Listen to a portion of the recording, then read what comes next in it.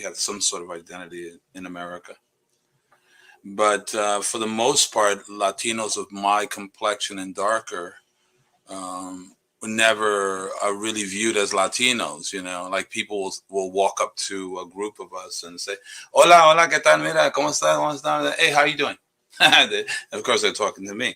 So I've gotten used to that experience. So it's always fun. It's always worked sometimes in my favor when people have talked in Spanish to say something, and you catch them, whatever it could be. It doesn't have to be about you. I don't, I'm not that paranoid, just a little paranoid. Um, so but I would always check them. I could always check people real quick. Puerto Rico, the country itself, the island, gives us a better identity of ourselves when we're there.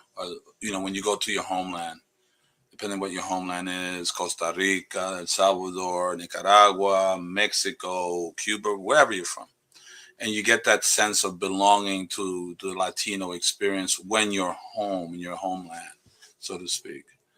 There are special moments, obviously, the Puerto Rican Day Parade or the flag, my people, mi gente, and all that stuff. Great baseball heroes, boxing greats, yada, yada, yada.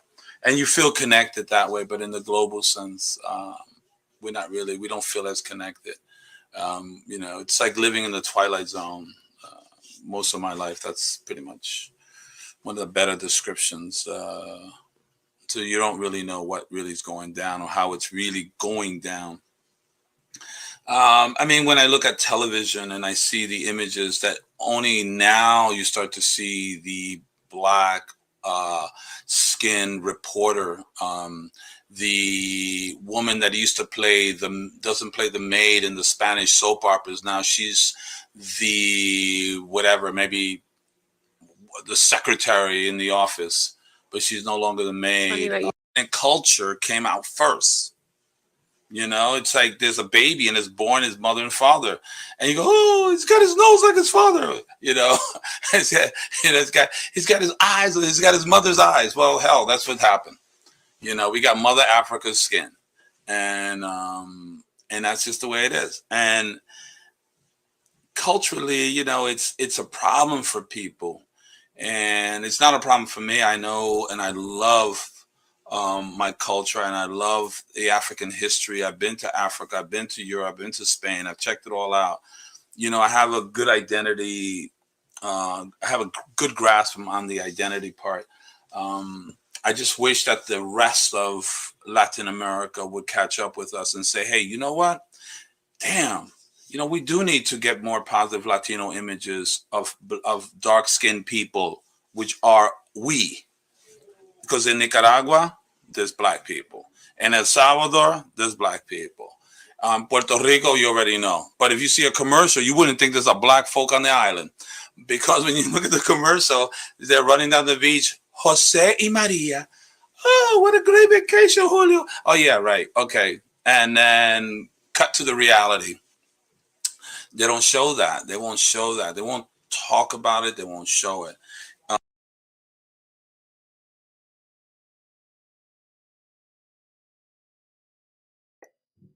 All right. All right, you guys. I got the great honor to have our sister Denisse coming through here. Has a lot to share with you. Man. So you guys come in and hit that like button, share, subscribe. Also, she has a Cash App just in case you guys want to hear all the different things. You like what you're hearing, donate, help grow a channel. We're all trying to make sure our message is out there and our channel is growing. Also, you want to be able to go into the description box and make sure you subscribe to her channel. I believe it's called Latin Splaining, right? With Denisse, right? So was it Gonzalez? Gonzalez. All right. So anyhow, just a quick introduction. We're definitely expanding and making sure that we have a more global conversation of things that we all talk about, but half the time these conversations are had without the people that needs to be in the room. So this is one of these issues where we have to get into having people from the diaspora. I mean, specifically for us, the African diaspora, and this part here is pretty much Latin America, right? And you're gonna be very much informed of the things that this sister has to share. So I'm gonna bring her up. So by all intents and purposes, we have the great Latin splaining known as Denisse. How is it Hi. going with you? I'm good. How about you? I'm doing. I'm doing. You Let me see. Let me see. People out there in the chat, can you guys hear her pretty good? Let me know and then I'll adjust my mic. Okay. And let me see. Am I shadow banned again? Let me make Oh sure. no. It's like, okay, but we'll keep it going. Also, people say that you sound fine. Okay, perfect. Okay. So I know the stuff that we're gonna hit. I know YouTube is like, no, we can't let them say what they need to say. It's always like that when it's the real stuff or like good stuff. Okay. All right. So, and man, talking with you, I mean, you have probably one of the most unique stories ever. I'm like, wait a minute, they got to hear this. You think so? I don't know. I mean, probably because I've been surrounded by people that share my, um, I would say my journey. Hmm. Um, but then I realized, of course, we're like a speck in the atmosphere compared to the amount of people that's out here. But yeah, pretty much, it's very unique out here, precisely in the West. I mean, there's not a lot of Ricans in California to begin with. Um, so yeah, and I see where you come from, but you know, Yeah, because you're out here in the West Coast with Mhm. with everybody else, and pretty much the West Coast is you might as well just say it's mostly Mexican, right? Yes, yes, And I think I'm not sure what part of West Coast you're in, but for most of LA area. yeah. I'm in LA. It's not. I've only met 8 Ricans the times that I've been here, and 2 of those don't count because they're my friends. Um, and that's it. That's pretty much it. I've been here almost a decade at this point. Nice. Okay, were you ever under pressure as far as like taking sides, like like you should be here with us, or because you mentioned that how your father is pretty much a black person, um, well, mostly dark, or so to speak. And I'm not sure about your mom, but I mean, are you often put to where it said, hey, you need to choose a side, either us or them? No, I'm not because I mean, I think just like any other, any other group of people, Latinos are tribal as well. Not there's nothing wrong with that, but it doesn't skip us the tribalism. So, in terms of me joining the Latino culture, I've said this before, even when I started interacting with some people on this YouTube corner that we've been as the Latinos, the few Latinos that are doing YouTube. I Here in California, the concept of what a Latino is, specifically the physical features, it's not how I look. So, of course, if you're not Latino or like if you're not Mexican or Central American, you're gonna say like, oh, but she doesn't look like anything else than a Latina. But for the select groups of Latinos that we have here, I don't look like them. So I'm too black for them, but then too white for other collectives. So Puerto Ricans and somewhat also Cubans, because I've encountered them and we have kind of the same experience. We tend to be here in California, at least, on a social limbo Okay. where in the micro, yeah, we have singular friends from both collectives, both, and even from the white collective.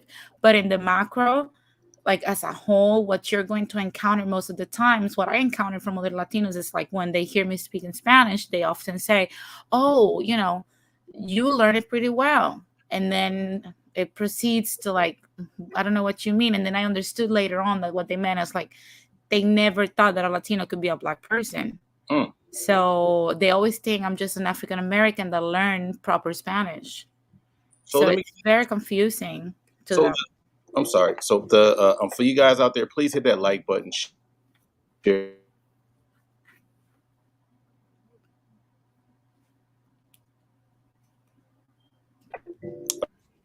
Uh Can you hear me? oh my. Can you hear me now? Yeah, I can hear you now. When I see my screen spin, it's like, oh, what happened? I'll probably have to empty my computer after this. But yeah, hit that Cash App and donate to Denisses channel and subscribe. Her link is in the description box along with what she's about. But she's going to explain a little bit more in detail. So can you tell us about your channel and what are your goals for it? Well, basically, I started my channel because the more I started to look into our community and looking into how we were doing financially, because what you mostly hear from our collective is how underrepresented we are in many in different sectors of society. And one of those sectors is corporate America, entertainment, politics. So when I started looking into it, I'm like, I don't see like this large amount of Latinos, even though we're the fastest growing quote unquote minority. So I started looking into the reasons why, and then I started discovering we drop out of school at the highest rates. We don't enroll in college at the, we enroll in college at the lowest rates. We probably feel intimidated in many ways to get into corporate America. So we only have 3.5% of the representation in corporate America is us compared to other minorities. That's really low. We're really intimidated by entertainment, so we're only 5%. I think it grew in 2021 to 7%, but it decreased again to 6%. So I was like, how come like we have so much to offer and why we're becoming intimidated? And then I realized I have to put this against my own journey. It is intimidating when you come out here from a micro concept, which is Latin America, because it doesn't matter how open or big is your country, you still have that small community mindset where everybody knows everyone and you're raised by the whole people that surround you and you know everyone. So when you come out here and everyone's on their own thing and it feels like a huge space that's empty and only you live in it because everyone's in their own bubble. So it could be really intimidating, and we start making certain mistakes that put us into a path of becoming just a mere employee. And on top of that, we become completely disconnected from what happens in our hometown. So it's like I described it a while ago. Migrating is like living and dying at the same time because the person you were over there dies every day to the people that knew you, that version of you, because you're no longer there and they continue with their lives and you guys become more and more distant to the point that it's a phone call every 3 months or every year. But then you're like a baby that's just being born in this new concept of a world that you don't know anything about. So you start experiencing everything for the first time. So you're dying. One aspect of you is dying, but another aspect of you is being born. So I said, probably one of the things that I need to connect, that is something I wish I wouldn't had, is a space where both parts could stay connected with each other, where you can still feel like it's like a little corner in the world where you can be connected to what's happening in real time in our countries and also what's happening over here. and I started creating a platform that informs people of different things, political decisions we make here, how we're feeling in corporate America, what we can do to start businesses and be professionals in different areas, what we can do in entertainment. And it grew a little bit more from that. And now we're seeing even the political shifts that are happening within Latinos, and all the explanations. And also, many questions have come my way, and I've had to look deep into those questions and answer them through like historic notes that many Latinos, including myself, didn't even knew at some point. So it involves a lot of reading and a lot of, informing and whatnot, so that we can have that little space that is not influenced by corporations, and it's just like raw information and you make your own conclusions about it. Does that make sense? Yes, ma'am. So I appreciate that. So we got your channel right here on the screen, so people can, when they see it, they're like, okay, that's her right there. Okay. So go ahead and subscribe to it right now. It's about 3:07. So by the end of this live stream, we'll probably get, hopefully, at least hit 50 or so. Um, but we'll get it there. Thank you very much. Right. And we have our another distinguished guest. She's going to come after the what do you call it? The interview, just to weigh in on some of the things. So, and I just saw when I was scrolling on your channel, you had some moments with Kevin Samuels. Yes. Okay, we're going to get into that. Okay, we got to check this out. I mean, was it a long exchange, or is it some quick things that you can go over? Well, it was pretty quick, because I honestly just had like a very quick doubt. Even though it had a huge impact on my life. Oh, okay. But the exchange, the answer that I needed to that question, or the reasoning behind it, was something that was explained pretty quickly to me. And at that point, it's like it's just a matter of influence. At that point, I was surrounded by people that never kind of influenced my relationship, but not like completely took over. But it was hard for me to create separate myself from something that was hurting me, because sometimes when we're in relationships as women, we tend to have this village concept of other ladies around us that tell us their opinion about the stuff that we go through. And it used to be that this village that we will have will encourage us to make decisions that will better our relationships. And they were the ones that held us together, help us hold it together between motherhood, wife, and our jobs, and our role in society, and everything else that comes with the territory. So that, because of feminism, has become disordered in so many ways, that now when you go to your village, you get so many different responses, and some of them are very damaging, especially when they come from significant figures in your life. To me, it was really hard to, because at the same time, I didn't act it on those things, but they lived in my head all the time. So it will compromise my mood. Okay. So it was really hard for me to let go of those people without feeling guilty. Okay. And so we take it that you're not a fan of feminism. Oh no. I mean, I am a fan of the fact that we have the option to either be out there working or just plain staying home. I am a fan of that. We should have those options open for many reasons. What I don't like is the fact that we want to now say that we are the same, and even the play field, when we are failing at that miserably. Okay, so we're gonna Because get into that. go ahead. You jumping ahead, but we're gonna get it. I guess you're the student in the front of the class. Okay, we get it. We get it. Okay. So now first we're gonna just do a build up, and this is how we're gonna do. So we hear this term a lot: Latino, Hispanic, or sometimes people just say Spanish people. that kind of I thing, hate that one. right?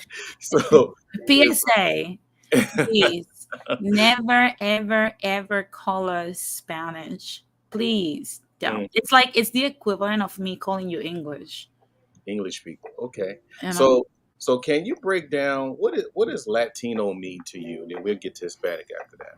But what does Uh, Latino mean to you? Latino, in my opinion, of course, it's anyone in the world that speaks the language, a language that stems from Latin, which is literally our mother tongue. And there's many expressions throughout the world, in different countries. Some that we might like to accept, some that we might not like to accept. But whether we like it or not, those are Latinos as well.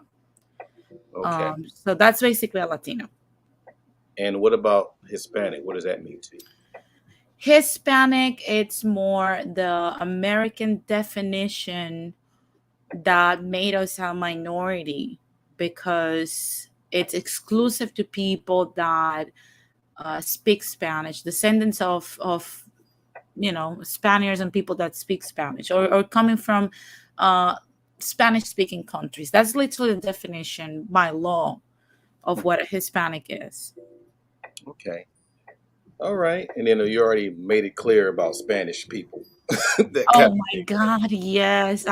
That's like nails on a chalkboard. Like every time someone says Spanish, I'm like, oh my God, please don't. We're in 2022. Okay. And by the way, got to shout out Radical Latino because that's how I came across you, and he gave me your information. So I want to definitely give him credit if he's listening, or have you, or he probably listen to the playback if he's not here now. So now we're gonna get into how do you break down race within a culture or a nationality? How do you do that? I mean, because I'm asking that because of what that. Remember the gentleman that was talking before you got on? I think his name is Ignacio, but he was kind of talking about it a little bit. But how would you be able to break it down? I mean, I think it has to be breaking down. Uh, First, we have to divide Latin America. Okay. I know this is a very controversial notion for a lot of the people in this Latin space, but it's just the way it is. I didn't make the rules, it's just what is. It's different depending on where you are in Latin America. And that's usually what creates different stances on our concept of race on Americans. So, for example, in my island, uh, culture and race are one of the same basically, because even our Spanish and our music and the way we even paint our houses and the way many things are run in the island are influenced by the different races that we are, that makes us the Ricans. So it's very intertwined within our identity. So there's not like it's not like here in America where things are still very segregated. The lines are really blurred. You can't separate one thing of the other, just the same way you can't separate certain features in Puerto Ricans that you can clearly see the African, the Spaniard, and the Taino fighting to show through every Puerto Rican. So, of course, it's the same way. But if you go to, for example, Mexico and Central American, they are a little different because they have their clear divisions over there, and we know for a fact that not everyone is a descendant of indigenous or indigenous. Some people are more Spanish looking or Spaniard looking, and they are different people. Okay. So, between them two, there has been some friction because there has been some discrimination towards the indigenous people in Mexico and Central America. So, in their culture per se, it doesn't come necessarily with the culture, even though to some people it is inside the culture because Hmm. they have those practices and they live their life based on the original culture that their indigenous people observed. So I think that expression throughout Latin America is the same. Hmm. It will just depend on how fragmented uh, the indigenous and the white population, or the white passing population, is, if there is some, in those locations. So for the most part, the countries that have that are very mixed, you're not gonna see those lines as much. Like Cuba, Puerto Rico, Dominican Republic, a little bit of Colombia. You're not gonna see that as much. But in other countries, unfortunately, you're gonna see that division. So it depends where you are in Latin America. So it's more basic compared to like Mexico, where you got like all kinds of caste systems, right? But Yes. in Puerto Rico, it's probably maybe at the most three, right? Like Yeah. In mulatto, Puerto Rico, it's three. Yeah, it's three. okay, indigenous, that kind of thing, right? Every time, Indigenous, African, and Spaniard. okay, all right. So yeah, so we're just trying to get the understanding because people tend to put everything in one category, and I know people are tired of that. Yeah. And I've heard like your situation that you explained before. I heard it before, but I haven't really spoke on it that much. And it's weird, is because most of the time when we're talking about Puerto Ricans, Cubans, well, I was go with Puerto Ricans. Most of the time when we talk about Puerto Ricans, we think New York out here in the U.S., Yeah. right? And then the hip hop and all that comes through, right? Because remember we talked about Frankie Cutlass or what have Yeah. you. I was shocked when you told me. I was like, "What, Oh my God, I don't know about Frankie. And man?" I am so sorry to any New Yorican listening to me. Bear with me. You guys know we really don't know each other that much, okay? Yeah, because for those people who don't know about Frankie Cutlass, that's the guy. No matter where you from, when you hear a Puerto Rico ho, I don't care who you are losing your mind on the dance floor.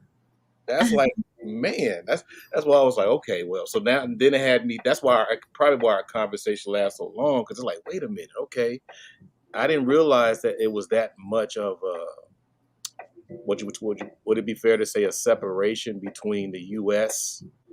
Yeah, Puerto it's a disconnect. It's a purposely manufactured disconnect and miscommunication by the American Empire. I have no doubts on that. Rican? No, it's not a coincidence that they're so busy with their lives that they don't know what's happening with us, and we're so busy with ours that we don't know what's happening to the people that left. Mm-hmm. That's so weird. That I've never seen that in any diaspora whatsoever. So it has to be purposely manufactured. Mm, okay. So here's the thing. Oh, no, let me see. Did I cover that already?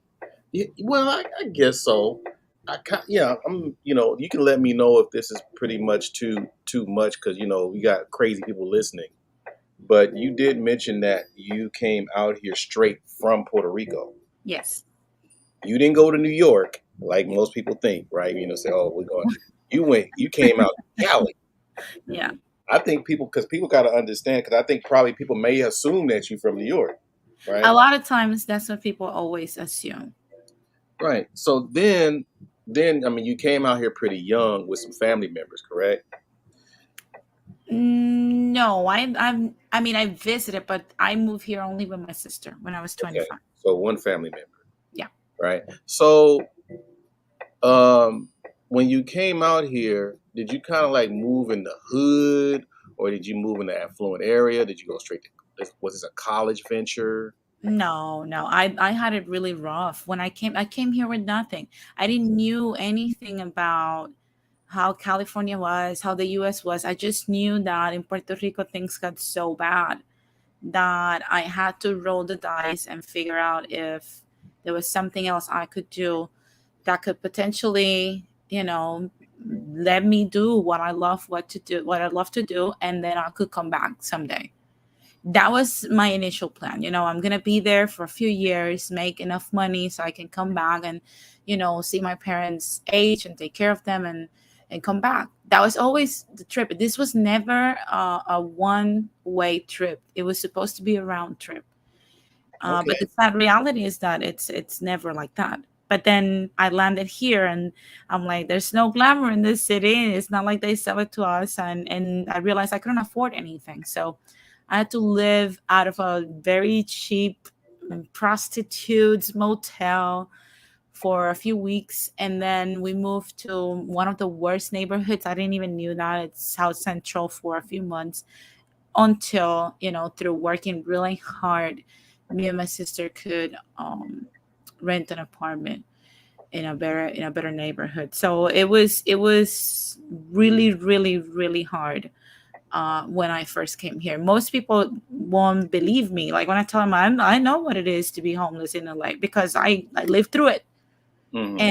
And you gotta wake up every day and push yourself really hard to get to where you're going. You can't think about how much it stings and how much it hurts. You just have to work really hard, in all honesty. So South Central, okay. And that's where you got a lot of your El Salvadorians, you got your Mexicans, of course. You, I mean, you got a big Belize community there as well. But I don't recall seeing a lot of Puerto Ricans in South Central. I've never seen a Puerto Rican in South Central. I Yeah. never did met one. I encountered one of my high school friends out here, but he was in Oxnard. So we met, and I told him what I was living, and he's like, "No, that's like the worst neighborhood in LA. It's very dangerous." I'm like, "I don't know what you're talking about, because I had to walk sometimes to do night shifts, and I even the homeless people walk me to the bus." And he's like, "They're walking you because they're scared something's gonna happen to you." I'm like, "Oh my god." Yeah, I don't mess with South Central that at night at least. It It's was like, I had experiences that now I laugh. I mean, they were funny back then because I was still in my 20s. But there was one time I was coming from work. It was like 2 a.m. and I was walking to our apartment, and there's this crackhead lady wrapped up in like a comforter, mm, and she looks at me from across the street. And if you've ever lived in South Central, you know that after 10 p.m., everyone is in their home. It's yes, empty, it's yes, isolated, no one's out, because nothing good exactly. happens after that time. Yep. So I was walking home, and I was like, I'm rushing because I know it's too late, but I mean, I didn't do the schedule that week. So I was walking, and she locks eyes with me. And for some reason, she starts running after me. I could not stop laughing, but I started running, and she ran after me until I got into the front gate of my apartment. And I could not stop laughing. But then I was like, was she running after me? Like, till this day, I don't know why she was running after me. It was hilarious. See, people think I make this up. You guys, I'm telling y'all, it's crazy in South Central. I Yes. prefer Compton, but Compton's crazy too. But South Central is all people come out of nowhere just acting nuts, and it's like, where did you come from? Yeah, I don't know it's where it is. oh my god, it's hilarious. But I mean, that's the only thing I could afford to get out of that stinky motel. So Yeah, to me, it was an upgrade. right. Now, don't get me wrong. There's some nice places South Central, but there's some places where if you don't know where you're going, it's a wrap. You know what I mean? Because I used to get my hair cut over there on Crenshaw in 43rd, right there in the Merck area. Oh, So okay, got it. sometimes if I'm staying there late or whatever, hanging with the homies or whatever, it's like, wait a minute, the sun just went down. Oh man, Hmm. time flew. Let me get out of here. It was usually that kind of thing. But those people out there listening, please hit that like button, share, and subscribe. You getting some support because usually my Sundays would be like less than 40 something. But it must be family members, huh? Tell the truth. Those are my Latin splainers. Oh, the Latin planners? Okay. Okay. Well, ain't nothing wrong with that. You know, I see. So our people are mixed around there. Okay. Yeah. So now, because I forgot to go into that, but that was very important because we had to make people understand, well, not make, but let people understand that all Puerto Ricans don't go to New York. Yeah. They go to other places in the States. Yeah. So we got to get that understanding. Okay, so now we're going to come back to where we left off from. Can you explain or can you Latin explain the difference between people in Puerto Rico versus Puerto Ricans in America on the ways they partake or see racism? Whew.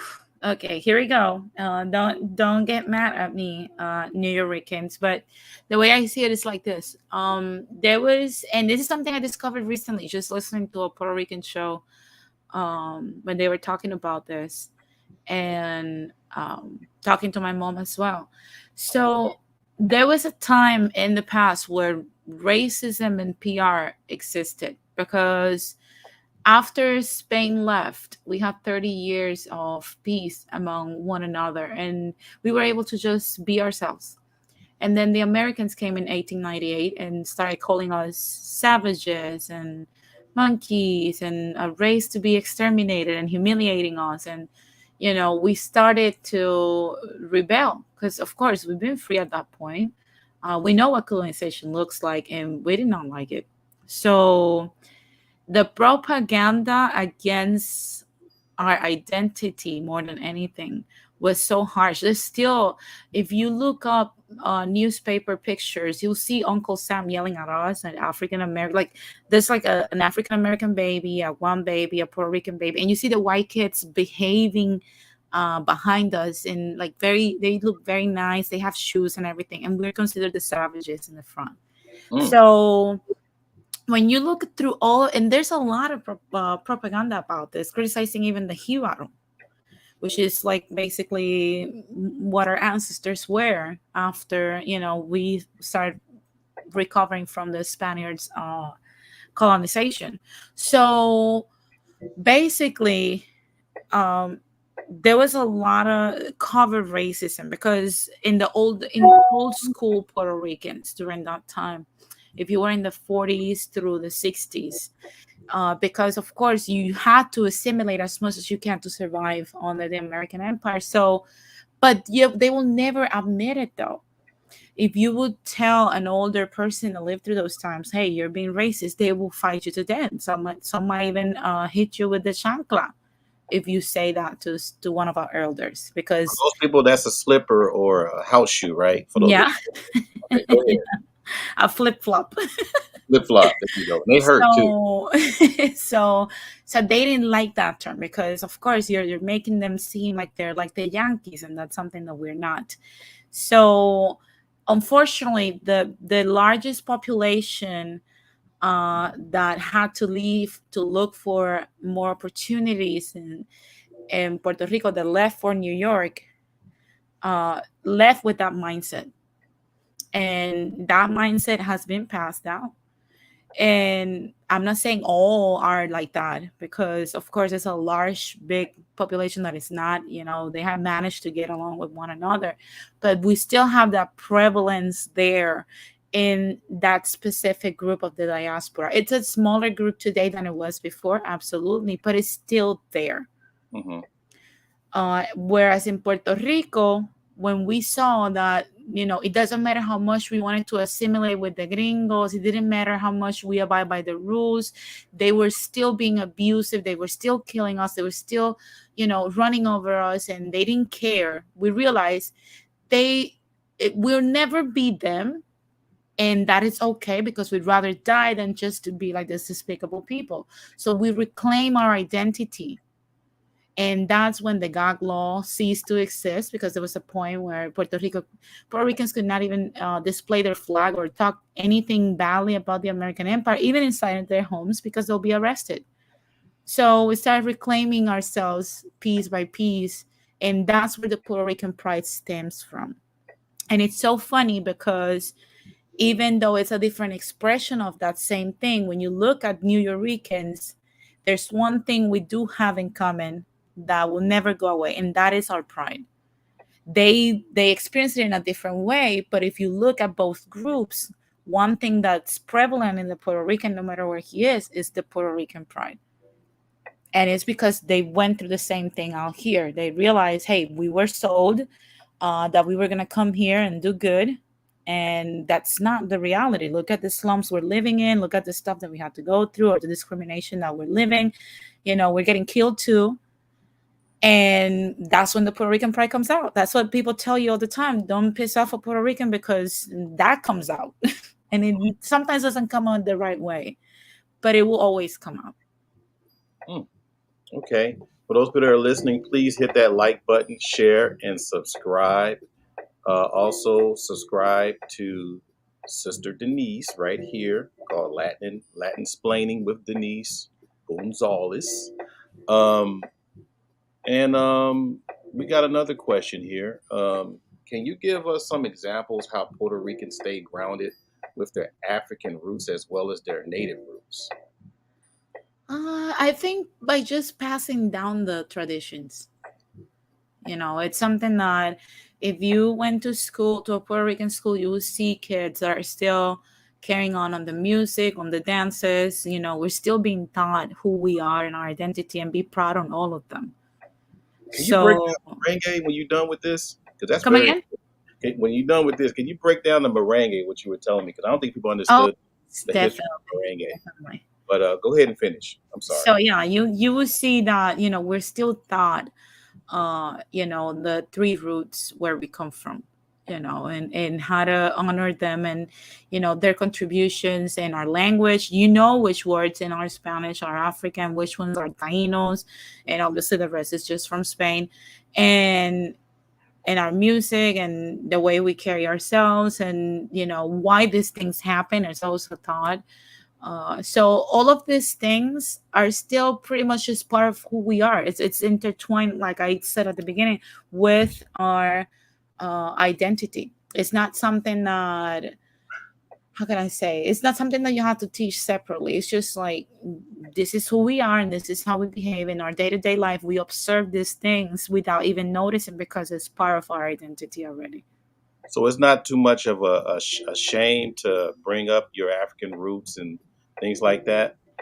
No, not at all. Not at all. Now you mentioned stuff like, of course, the merengue, and then the other one was what, Santeria and some other stuff too.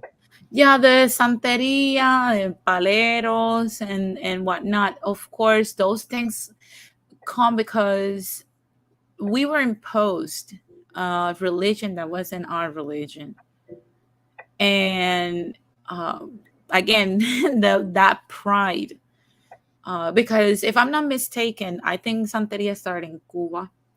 But also in Puerto Rico, if you go, there's still a lot of santeros. As a matter of fact, I have a friend that's a santero, and it's not that these people don't believe in God and don't respect the saints and whatever, but there's still that itch of knowing what's real and what's not.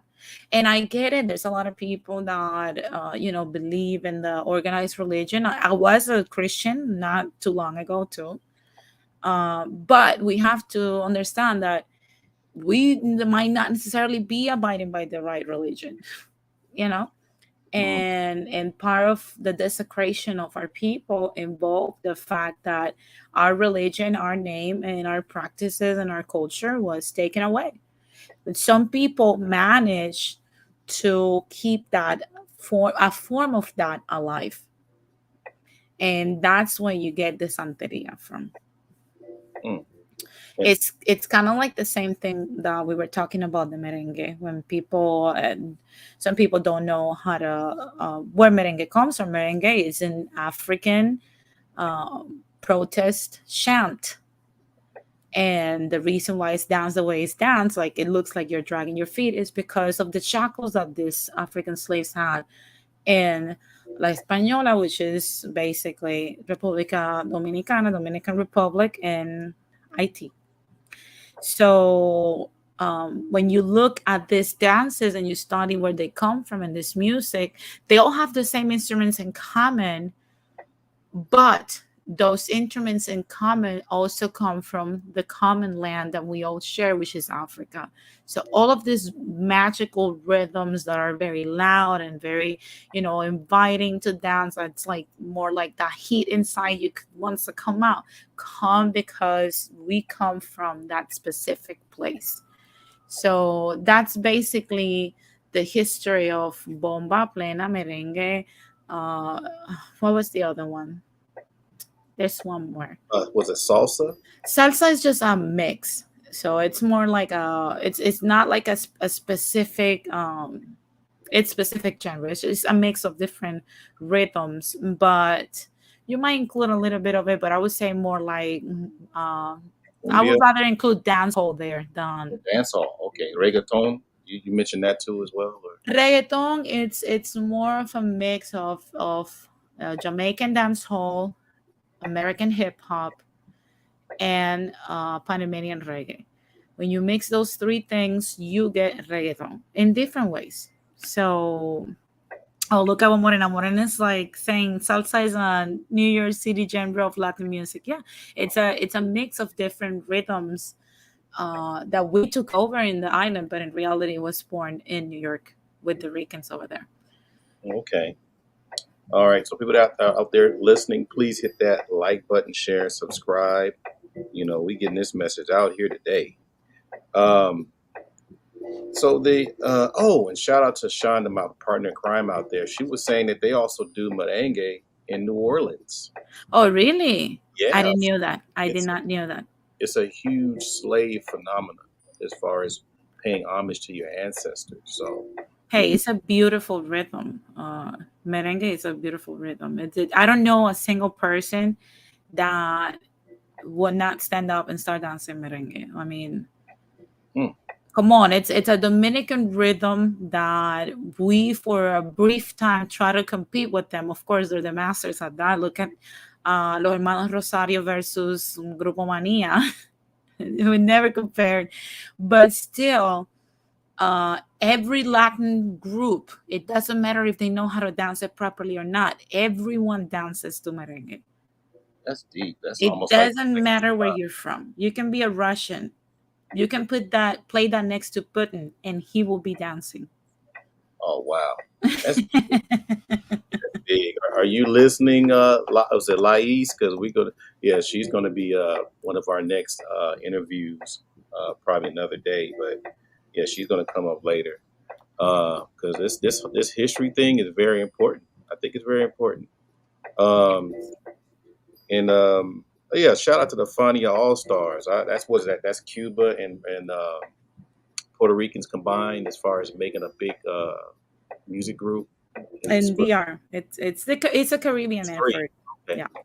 All right, yeah. And then also they did a lot of stuff with a lot of funk legends out here. I mean, we're talking about black funk legends.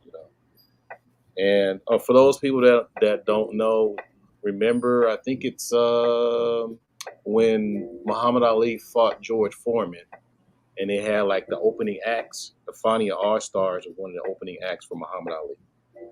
So people need to know their history out here. Very important. We sitting there neighbors of people and we don't even know how connected we are. Yeah. So let's go into the next part here.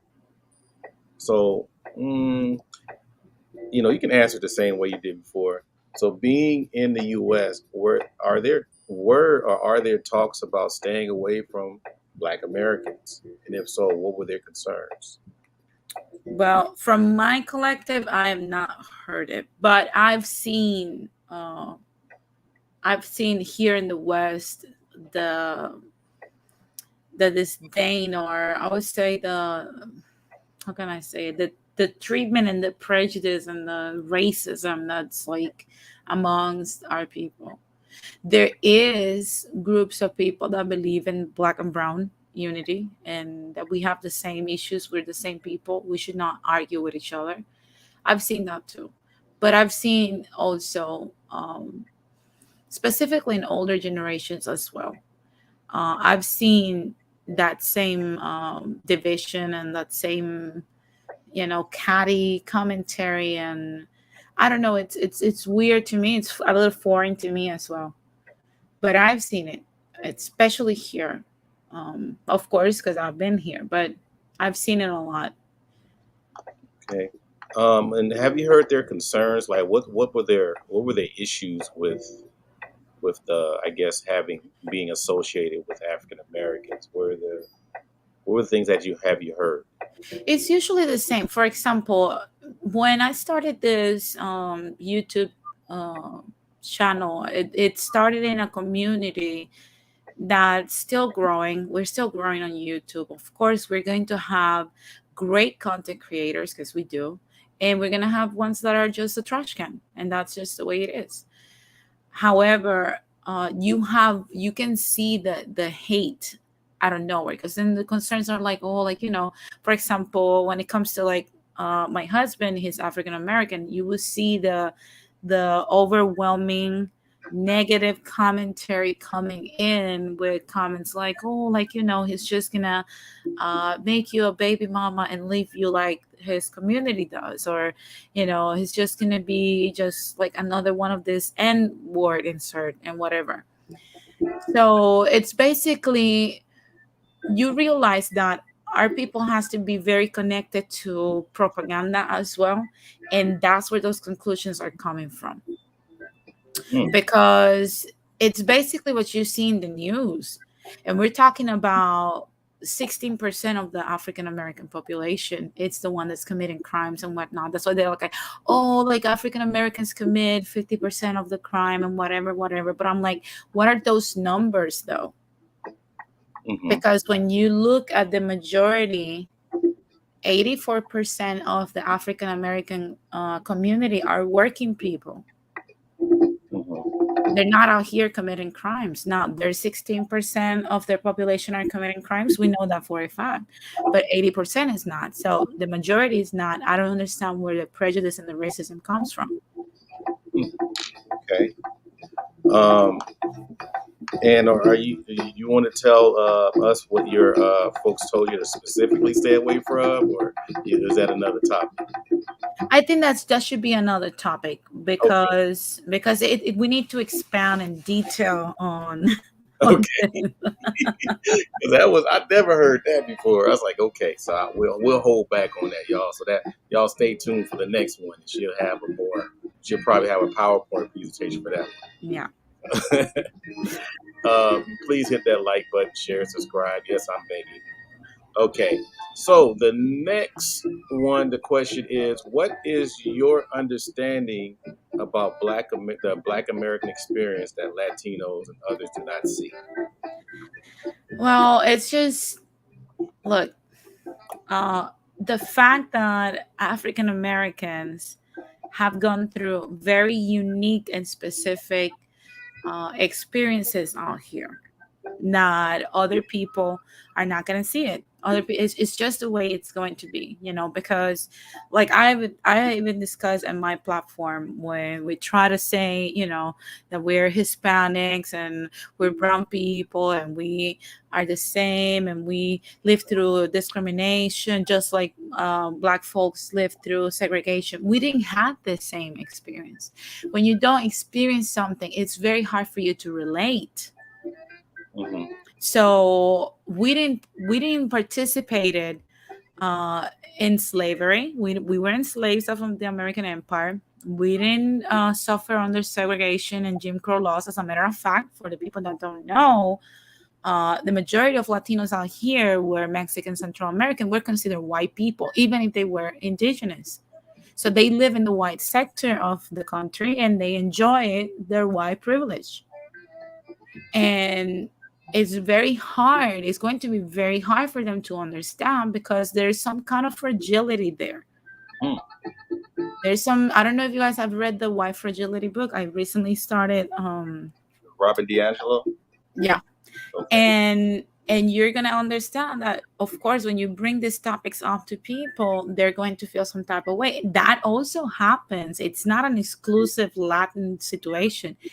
Every person that comes from any other place in the world does not understand the unique path of African Americans through the country because they not lived through it. So you can have an African brother, an African sister tell you, like the lady we saw in 2020, oh, I am not oppressed.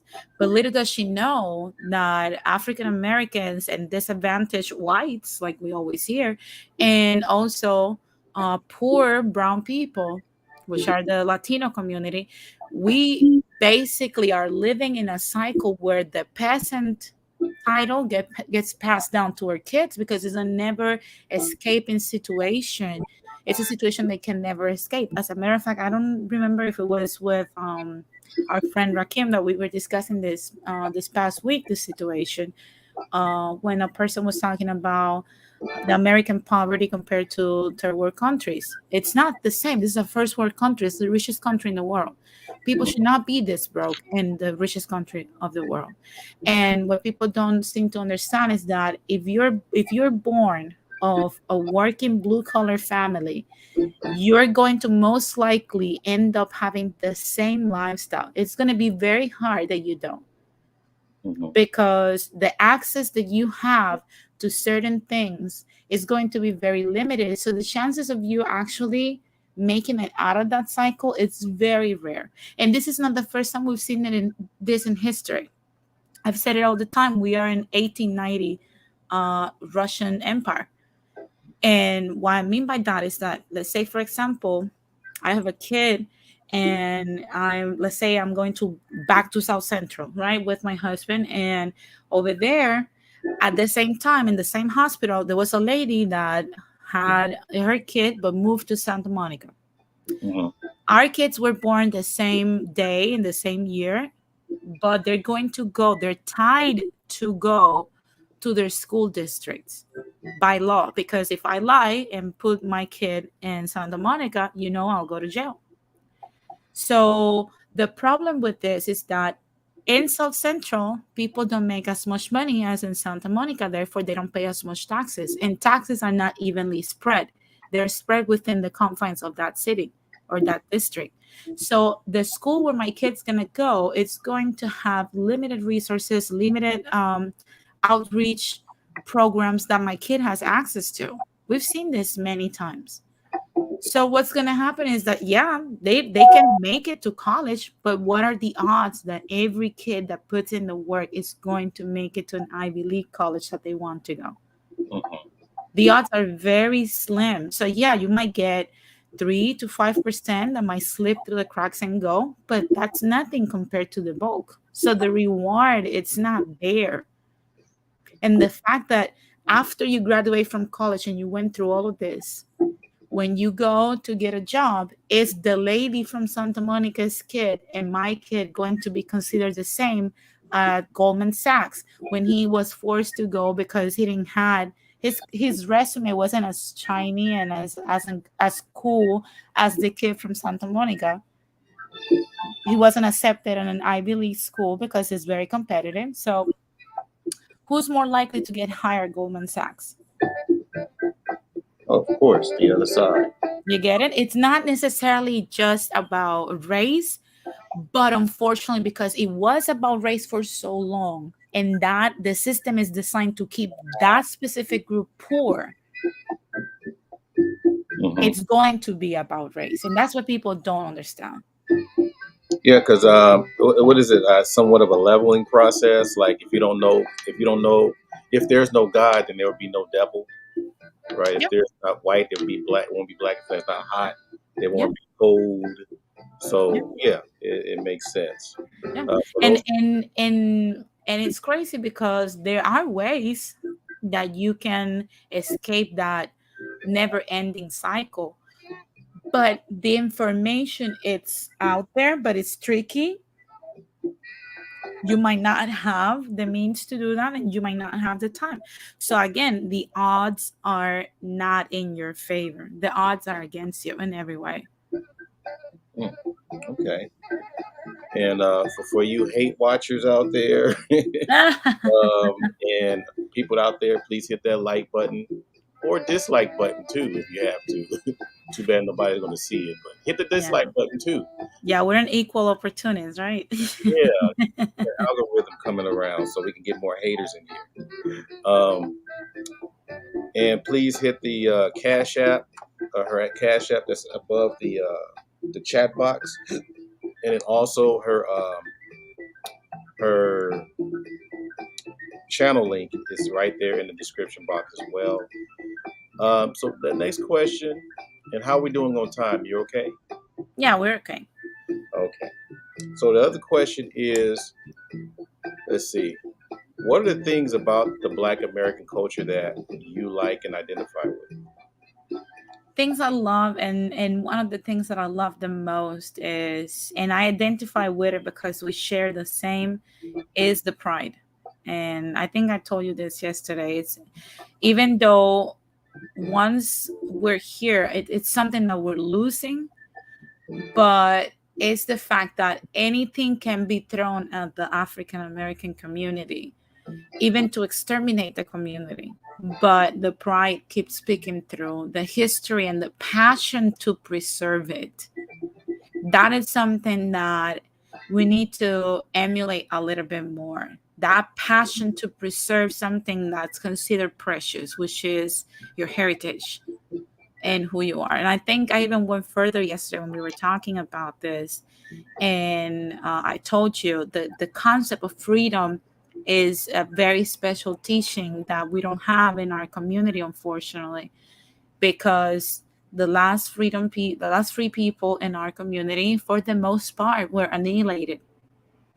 Mm. So that's something that's supposed to be taught and passed down, to the point that you see Latin America has so much to offer, has a lot of land, has a lot of resources that we can work through, but we don't know how to use them and how to make something happen, because we even allow strangers and foreigners to walk in and take it, and we don't even fight for it because we don't remember that.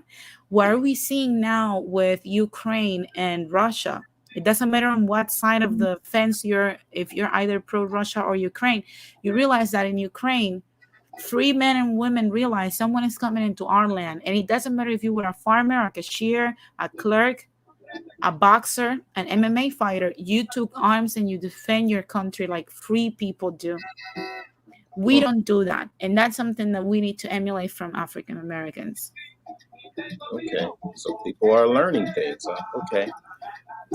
So the next question out there, people please hit that like button, man. This is She's on fire. Matter of fact, we got something real good for y'all. So watch, you'll see. All right, so here we go. What made you take that leap to marry a Black American man? Well, for starters, I didn't, like I discussed previously, I didn't went out just seeking that. You You didn't have know, the catcher's net and the safari hat looking for ah, no, American men. no, I think it's just I didn't have the racist view that other people have. So to me, I wasn't even aware that it was going to be a problem to some folks out here, you know. So to me, he was just a person that I love everything about him, and I found him very interesting, very handsome, you know, very structured. He was hardworking. He valued family like I did, and I said, this is the man that I want. So who he was, as in the color of his skin or his community, was not even secondary to me. So, and I'm pretty sure, because we've talked about this, it's the same experience with him. He didn't went out the way say, "Oh, let me just go and look after, you know, a Latina or a Puerto Rican lady. That's what I want." None of us went after that. We just found each other. We got tired being with shitty people. We knew we had more to offer, and we knew that we would be a great couple. And because we both wanted to put in the effort, and that's what happened. Okay. And this is the part where we bring in the whole Kevin Samuels conversation you had. Ah, ho, ho. Uh, the which one was the first? Now the first one, the one with the one he was talking about Drake. That's the second one, right? That's the first one. That's not the second one. I'm sorry. That's the second one. So the first one is the one where he talked about pretty loose or pretty women need to cut their losses, their friends' We losses. need to, yeah, we needed to cut our friends, our toxic friends, and people keeping us behind. It's kind of like what I was telling you earlier about um the woman village that we used to have before, and now it has been corrupted. Okay, so I'm gonna play some of it. I mean, how long is that part? It's pretty short because I just wanted an answer to that question. Okay, so let me go ahead and play this real quick for people to listen out there. Denise, Jenny, and then Amanda. All right. Here is what we're going to do. Unmute yourself, Denise. Hello. Good. What's your disagreement?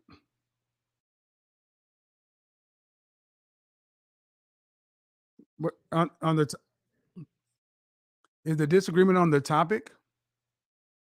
Because he says the same thing about my friends. And since we got together, yes, I've had like this kind of issues with them. Uh-huh. And now that I'm engaged and we're starting to, you know, plan towards marrying and stuff, I've had this problem also with my mother and my single sister. But my disagreement is, why do we have to dish them when they're also like an important part of our lives? Are you a Christian? Yes. You tell me what God says about it.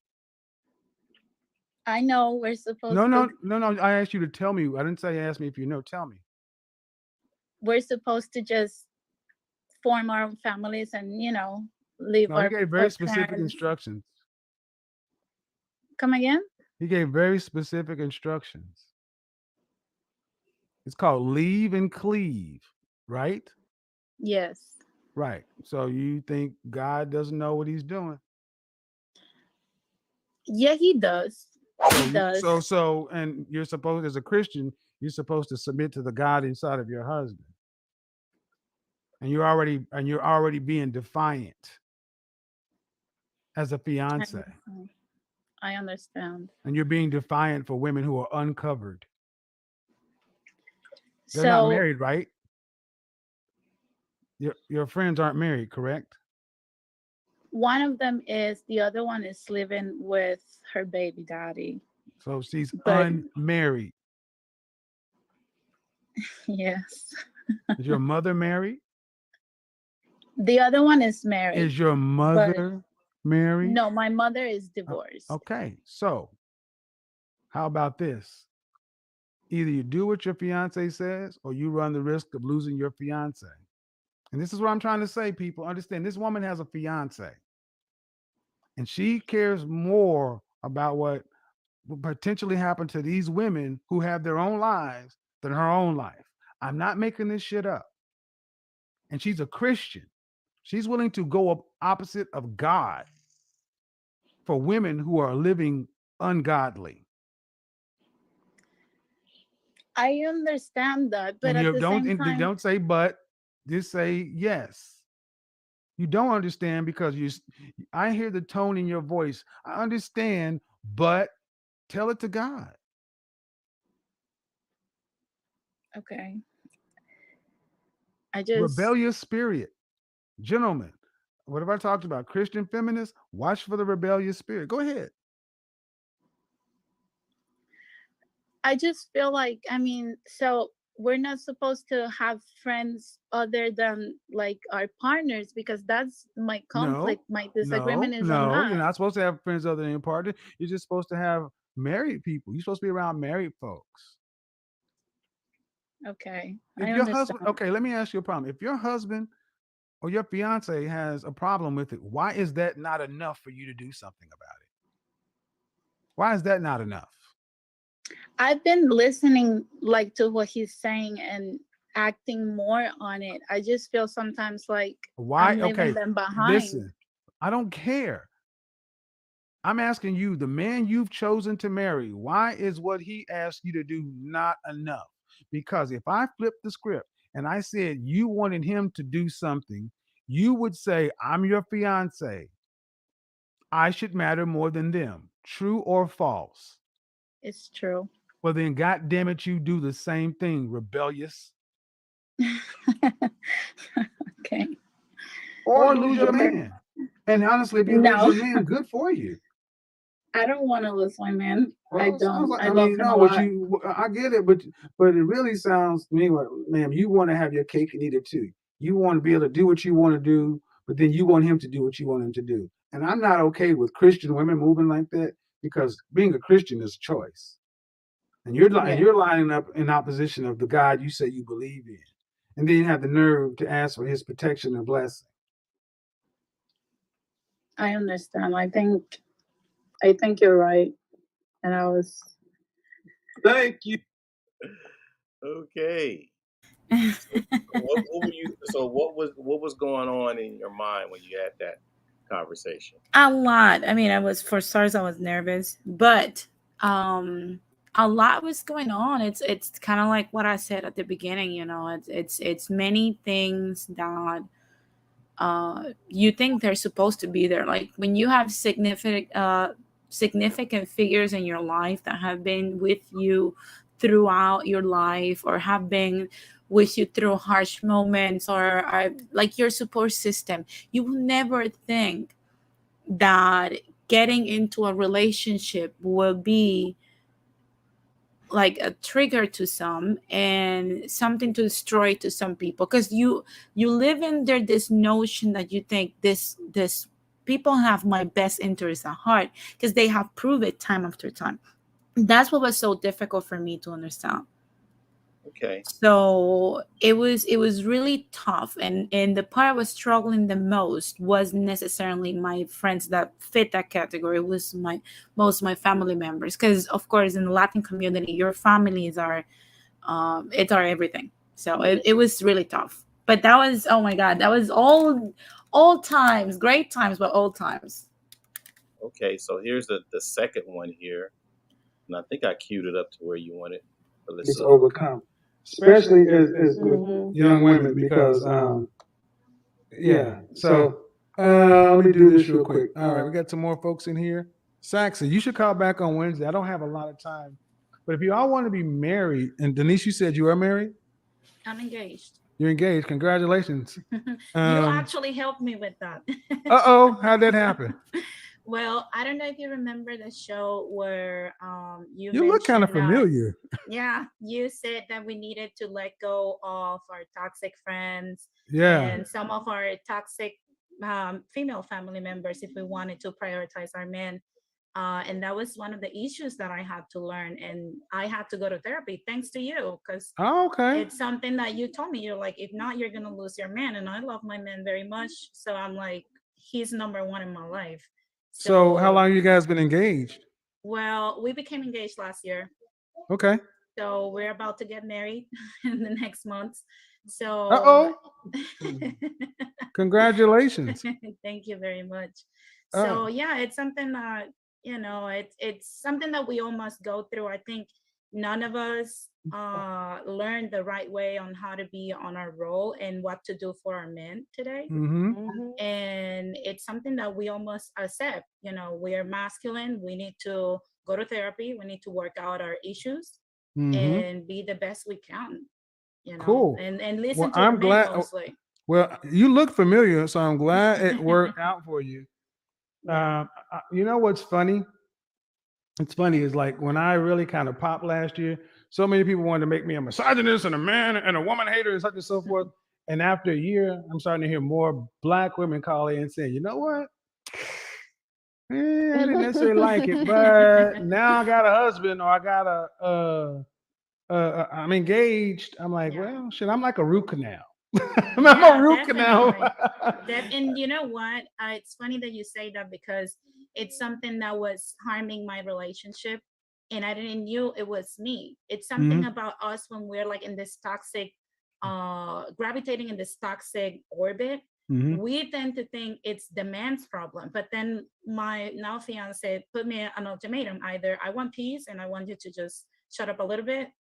So just a little bit. Not just a little bit. We need y'all to shut up a little bit. A bit much. Yeah. And I needed to learn that. And Un even poquito. in therapy. Is that it? Un poquito. Oh, Rosetta Stone, bitches. Rosetta Stone. I'm about to be Spanish speaking on y'all. And that's another thing I wanted to say to you. My only disagreement with you is that you don't have Spanish subtitles. I don't have Spanish what? Subtitles. Well, I don't. You have to have somebody to put those in YouTube. So what I'm doing is I'm learning Spanish this year. We need you in the Latin community. Well, I'm doing the best I can. So my pronunciation is going to be terrible, but we're gonna get there one bit at a time. I actually wanted to do Mandarin, but we're gonna do Spanish first. So let me bring this sister. What's her name? Well, I know people are hating on you, sister. They like, man, you make that right. Darn. No. You a traitor to the sisterhood. Oh my God! Trust me, it's been a very crazy road. It's been crazy. I think, and speaking for, because I know both sides of like the situation. Because, like I said, I mean, I'm never going to be fully like feminine as I was supposed to. So I know both. My thing is, I know that if you are on your masculine right now, like full force, when you hear things like this, it's going to sound like, oh my God, this person, it's lunatic. Like, there's no women haters out here hating on women that have relationships.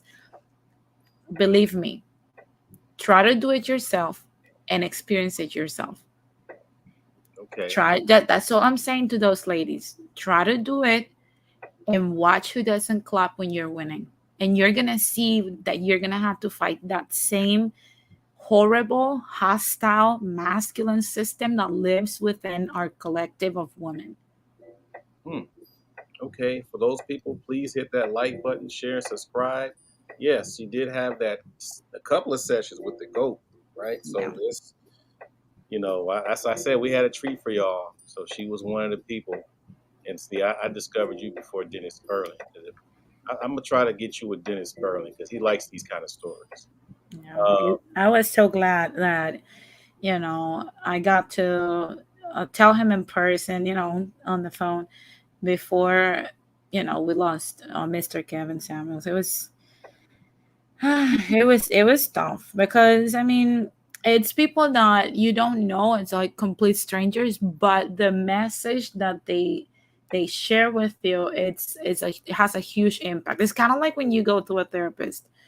It's something common to them. They're just there to help you move forward with your life and give you tools to continue to shape your life the way you want it to go. But I'm pretty sure they do have some kind of notion of the impact they have, but to you it's something that you will always carry with you, that gratitude.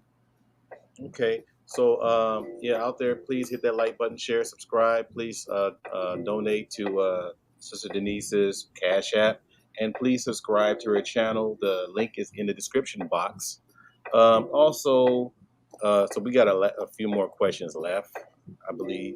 So the other thing is, you kind of touched on it, but I think you probably want to cover some more detail on. Did Latinos have any issues with you being with a black man? My Latin explainer supporters and my dear friends that are here, my cyber tios and my cyber tias, know that there are dozens of videos, um, you know, talk about this, in this Latin space where we saw, and we were all just as disgusted. We saw the hatred that was put out there simply because of that, for something so simple as that. And it, like I said to you previously, it goes both ways. It's not just the Latin community. The African American community also has the same issue in some sectors. It's so weird. It's so weird because you have on one side, and I found that it's mostly um, a specific group that does this on both sectors. Okay. And it's almost, I don't know, it's almost something that someone should look into and analyze. Okay. So mainly, I guess because I was trying to get some of the answers from yesterday, but we're going to the part about, have you have had black folks had issues with you with a black man as well. So we're going to that question. Yeah, absolutely. Because it's look, I've heard it all. I've heard, And like I said to you yesterday, I think the one that has it the worst is MK, my husband, because he gets insulted by the Latin sector, then he gets insulted by the African American sector, because and it's a specific. I'm pretty sure you guys are familiar with the divestors. It's that specific group, and we call the Latin group that's like this. We call them the slow taps because it's a niche of people. Okay. So these two niches of people are the ones doing this. What's the name? Slow steps? Slow taps. Slow taps. Okay. Go ahead.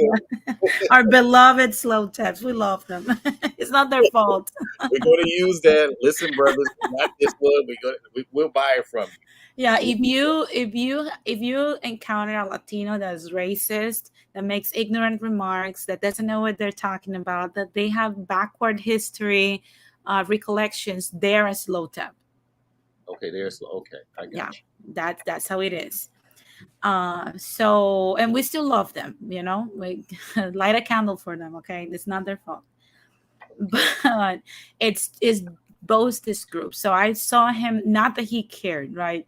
Because he barely gets on any panel. It's very rare that you're gonna see him on. It's more like the behind the scenes type of guy.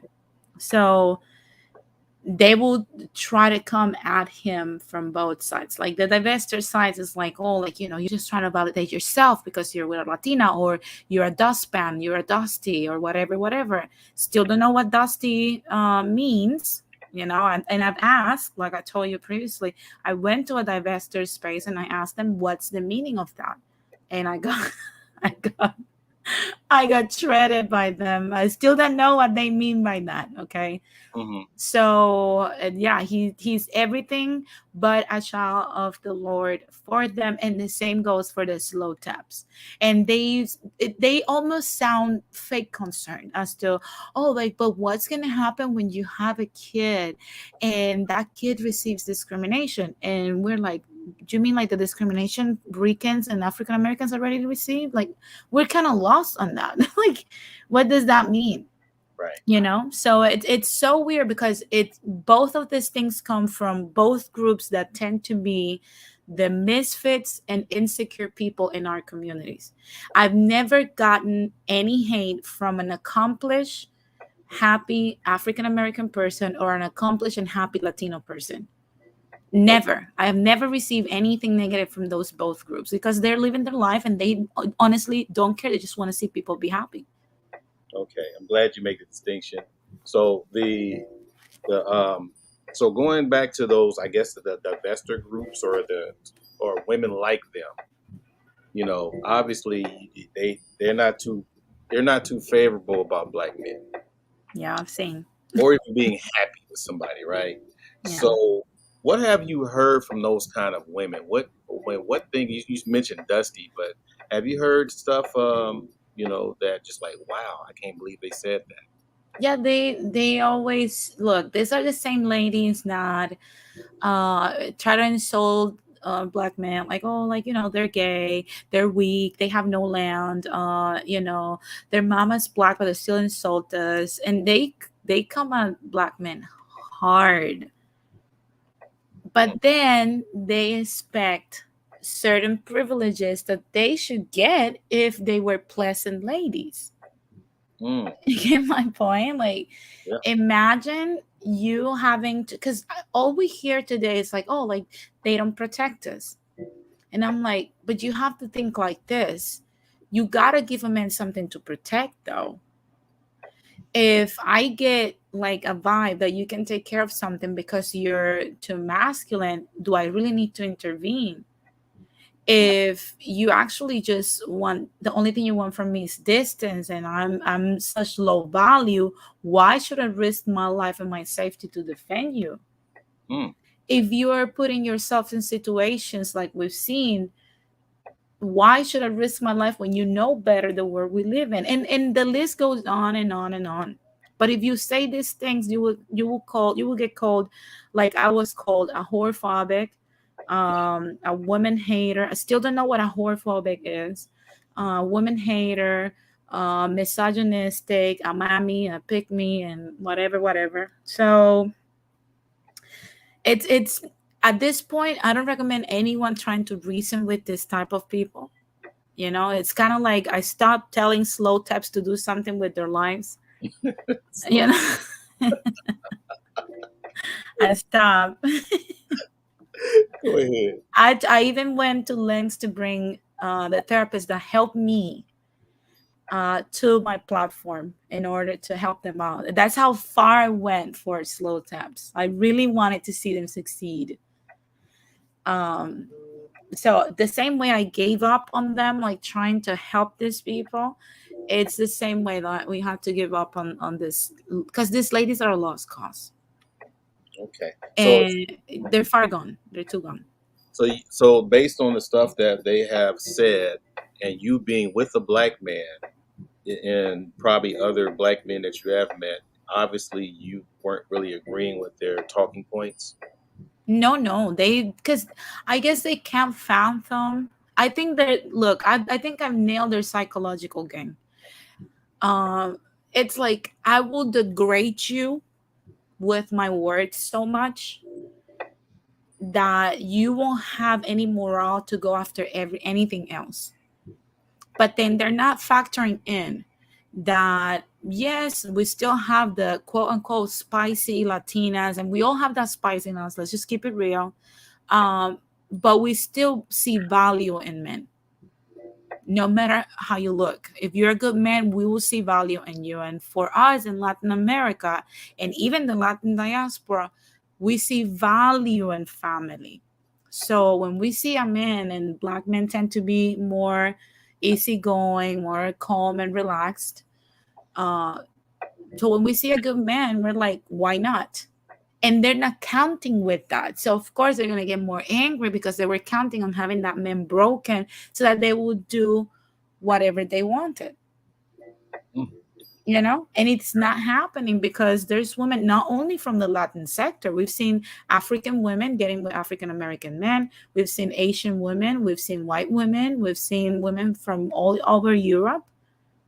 You know, it's not just a Latin thing. It's happening everywhere. So like for example, the family, because you mentioned in the family. So you sound like you're a traditionalist, like you really want to keep family together, the husband, children, things like that. How valuable is that to you?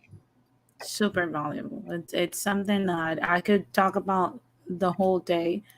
Um, and I think I mentioned it. I mentioned this to you earlier. And if there's any younger lady listening, I get it. You know, society today tells you to live your life and accomplish things, but one thing doesn't have to replace the other. I mean, you don't want to be an old lady and say, oh, like, you know, I work myself every day, and I won every case, and I was a great attorney. That's not what you want to think about when you're in your deathbed. You want to go out of this world and say, my actions had an impact in someone's life. You know, I made the world better for people. And those people, it's like every day I contributed to their health, to their mood, to their mental health. And you want to do that for a man, you want to do that for your kids. Mm-hmm. So and also go in peace, knowing that in the next generation you equip someone mentally, physically, spiritually, to be the best version that you couldn't be, to excel and go further than you did. So I think as a woman, that is part of like our little core. So you don't want to miss on that. That's very important. Might not look like that when you're younger, but trust me, it's very important. Okay. Now you said also that even though you're speaking this way, some men probably won't be as fortunate because there are some women in Latin America that's bad people, right? So based on some of the things that you have noticed, um, can you give some advice to some men to know what to look for as far as not being caught up with those kind of women? right? Yeah, it's I've always said this, the whole feminist movement is not just an American thing. It's not just American women. It's clearly extending into. I know that for a fact in Puerto Rico. It's extending to our people as well. We've seen it in Latin America. It's becoming more prevalent, and it's becoming more aggressive. I'm pretty sure there's some Puerto Ricans here on the chat, like they can attest to what I am saying. So basically you have to vet us the same way. And if you go to our countries thinking like, hey, whatever Latina I pick, it's better than any American woman, it's not necessarily true. We've seen in metropolitan areas and in cities where people have more access to certain things, you might get the same as here in the US. You have to vet us the same way. Don't glorify us simply because we're Latina. At the end of the day, we're still humans, we're still women. The internet exists. And you have to vet us the same way, just and try to go further into the country so you can experience the culture and find people that are less shallow, I would say. Get out of the cities. It's kind of like here in California and or New York or Miami and like big cities like that, like you see that the culture is a little different than in rural areas of the US. So it's the same thing in Latin America. Try to go to less fast-paced spaces where people are more family oriented, and try to look for that special someone that you're looking for. Okay. Wow, that's deep. Yeah, because I got my wife from not the favelas. Don't get heck no. Oh no, no. I mean, no offense to the favela people, but no. Yes, hers and the people in that are in Rio. She's from Japari, so that's like the South out here for us. Got Uh, it. and that was our last question. Are you have a little bit of time to entertain some questions in the chat, and then we have some people. We have we have a sister from Brazil that would like Sure. probably to weigh in on some of the things that you mentioned. Her name is Lais Pinheiro. It's Você lá? Hello, can you Hi. hear me? Yes, we can Hi, hear you. How you doing? So, what is I'm your good. interview? About this topic, Yes. well, yeah, I kind of agree and disagree with that because I have a different perspective about all this feminist movement. I can speak from my country. I don't know about the rest of Latina country because Brazil is actually a Latina country, but it's very far away from the other countries, especially Hispanic speakers. So we have another history about how it is and this gender problems here. So I can speak for myself. I agree in the way like uh you can see everything here is the same. Same as Puerto Rico. You can see uh, a lot of aggressive women, as you can see a lot of non-aggressive women, a lot of submissive women. But I can say from myself, I have both a point of views. For me, there's no one that is completely wrong and no one is completely right. Mm. So I'm more modern talking about because I'm a lawyer myself. I live by myself. I also have a American boyfriend. And I think of equality rights at the same time we are different, you know? So for me, everybody has to know what is the best from each other. No one is better, no one is worse. So I can say for myself, what I want from me is what I'm looking for, and I'm very clear in every relationship. So I think everybody should be honest to say what I actually want in a relationship, what I want for my future, not listening to each other and see because what is good for you it might be not good for me. You know what I'm saying? So that's it. Okay. So we're, I wanted people to hear this sister because we're gonna be bringing her up because you're a lawyer, correct? Yes, yes, I'm a Brazilian attorney. How do you say that in Portuguese? Is it Advogada. Isso. Oh, okay. Advogada. I Yes. can never say that. That's like saying spaghetti, right? Advogada. Yes. I think it's the same in Spanish. Yeah, abogada. Yes, yes. Advogada, right? Yes, yes. Okay. Right. Yeah. So, well, I appreciate you. If anybody else in the chat might have any questions, All um, right. please, engage with us. I'm not putting a link in the chat unless you want me to, Denise. But I mean, I mean, if we're gonna do that, let's just if people come from if some slow taps show up, let's just kick them out. Oh, okay. All right. Okay. The links in here, and based on some of the things that you mentioned, Lais, Uh-huh. because you said so. Basically, Denise was kind of breaking it. We didn't use the word culture that much. Isn't that weird? Um, But as far as a culture and your boyfriend or what have you, are there any kind of cultural differences that you have to work through? between me and my boyfriend, we have a lot of cultural differences because, like, I live in a city. I live in the big city. My city, Salvador, is the blackest city in Brazil. Oh, We you, are over almost most of the population here are black or mixed. So we have a very black culture and also very Latino culture. And for my boyfriend, that he never been to Brazil, he's about to come next month, and many things that I do for me is a little weird.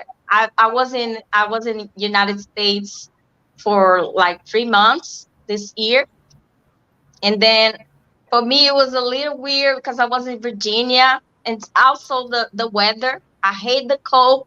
Oh, me I too. We don't. have that in common.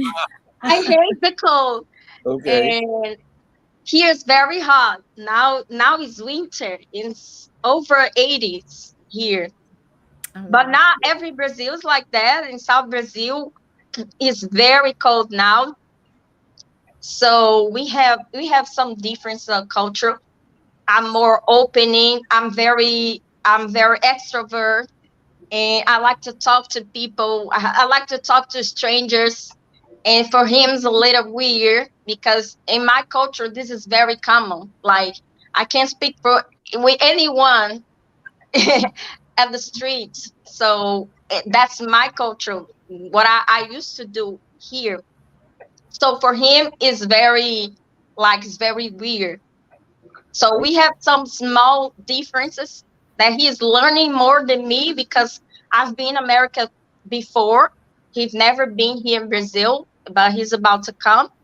So he's gonna learn a lot of things that I try to show a lot of different perspective from a Brazilian perspective. So we are working on that. Okay. And we have Jose Negron, my brother. My cyber father, Jose. So, Good afternoon, everybody. I apologize for not getting your stream from the beginning. It's just that I'm in Philadelphia, attending the convention for the American Federation of State and County Municipal Employees. And at 5 o'clock, we have a meeting. So all throughout the week, we have meetings and workshops and whatnot. But I just wanted to show support to Denisse, who is my cyber daughter. She's been a very close and valuable friend. In fact, she was the one inspiring me to have my own platform. And I'm just here to show all my love and support for her. all Thank right. you. That's great, man. That's nice. That's great. Anything that you want to touch on is some of the things that Denise spoke on? Well, I can confirm for a fact a lot of the crap that she has dealt with, and is all based on the weak slow taps, or as I like to refer to it, is the mentally and intellectually challenged, because they are mentally ill. Okay, unfortunately, Denise, they cannot counteract Denise's logic or her knowledge. So what they do is they use the same old tired rhetoric. She hates Latino men. She's fat. She's a woman. Blah blah blah blah blah blah blah blah blah. And the fact of the matter is, you have a lot of weak men that cannot deal with a strong woman who does not back down. Okay. Okay. Well, I appreciate that. Yeah, I think this stuff is important. And, and these two ladies are up, and perhaps we can try to get something with you as well, Mr. Jose. But we definitely going to be having more conversations with these sisters here, and come up with some good topics. I wanted Lais to listen to the interview to hear the structure of the questions, and because she's probably going to get the same exact questions, to be honest, because I'm quite sure the Brazilian answers are going to be probably about maybe a 60% difference. Would you say, Lais? Yeah. Yeah, it's gonna, because it's. I mean, you're in the land of the spicy foods, right? That's Yeah. You're in Bahia. Yeah, but the funniest thing, I don't like spicy food, but he is very spicy. Yeah, I'm the exception. I'm the exception of this place, but here's very spicy food. Okay, because my brother-in-law's wife is from Bahia. She's from Salvador. Yeah, yeah, Yeah, so they put it down with them spices. yes. But yeah, because definitely I want to be able to again just have more. We have to start talking about our families around the world, not just in our little small areas. I am a global-minded person. I'm not too domestic. I would love to go to Puerto Rico, Cuba, all these. But yeah, me and my wife, we're going to be going to Bahia probably in the fall. So during our anniversary. So Oh, just let me know when you come if I'm here, or I will probably be in America. I don't know, okay. but if I'm here, we will definitely hang out together. Oh, definitely. And nobody in the chat has any questions for our esteemed guest here. Because if not, then I know they have different things to do. Maybe some food to cook. I don't know. Well, well, later on tonight, I'm going to be doing a call-in show on my channel. So what I do is I do a call-in show on Sunday night, Wednesday night, and then like on Friday, I do like a short video, which is like my reflections of the week. Yeah, because we got to get you back. Because I mean, you're really involved in politics, right, Mr. Negron? Some people will say that. I'm more like talk about current issues. I mean, I'm kind of like the older male born again version of Denisse. Oh my Okay. god. That's why I call him my cyber father. Are you Boricua as well, or are you Yes, from? I am. Oh wow. Actually, I was born and raised in New York, so I am a Rican. So my experiences are different as compared to Denisse, who was a native daughter of Puerto Rico. Okay, so you heard of Frankie Cutlass? I'm sorry. Have you heard of Frankie Cutlass, or is that too? No, I have never. But Jose is more of a gringo than he's distanced from that sector of the Puerto Rican culture. Oh, okay. So he doesn't do the hip hop stuff. No, he's more of an intellectual, if you might say. He does like that's classical music and jazz and Tito Puente, that kind of stuff. That kind of stuff. Jose, it has to be mind stimulating for him to listen to it. Okay, all my Puerto Rican people mess me up then, because they got me all every time I see one. I'm in hip hop mode. But okay,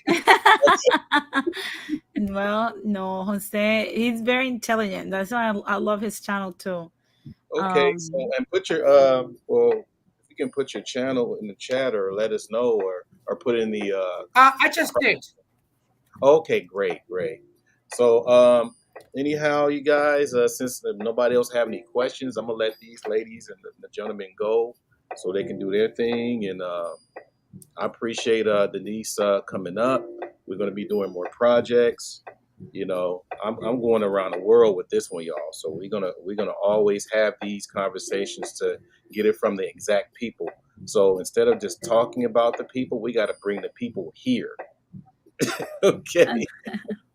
We got to bring the people here so we can talk about it and we can confirm, and it's all true. No made up words, no made up stories. And that's the way we're gonna do it on at least on my Sundays. As far as my Fridays and my Tuesdays, hey, I can't speak much on that part. That's the barbershop, right? All right, you guys. So any last words? Let's start with Jose. Well, as always, I thank you very much for being very gracious to allow me on your platform. It is a bit of a chance to come up more often. It's just that I am a supporter of some 15 to 18 YouTube channels, you being one, Denise being another. So it is a bit of a challenge. So, but I do try to catch your content as much as I am able to do so, because it's very educational. Oh,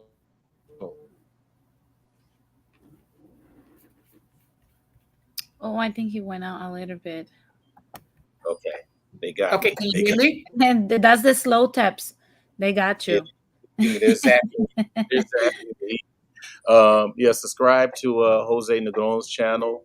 You see his name down there in the chat. Subscribe to Denisses Channel. It's called Latin Explaining with Denisse Gonzalez. And Lais, do you have a channel or you plan to having one? I don't have yet. I have an Instagram, but it's more Brazilian information because I'm focused on Brazilian law. So I talk about uh more in Portuguese than in English. Actually, I don't talk in English on my social media, but I plan to make a YouTube channel soon. Okay. And yeah, so we're gonna bring you back because we want to be able to discuss Yeah. the whole thing about law when it comes to like marriage visas, fiance visas, maybe even work visas, things like that, so people can understand. Um, if you would like, 'cause some Okay, people. it's gonna be amazing. So yeah, definitely. Okay, so anyhow, so we didn't even make 2 hours. Usually we go past 2 hours, but hey, nobody's coming up giving questions.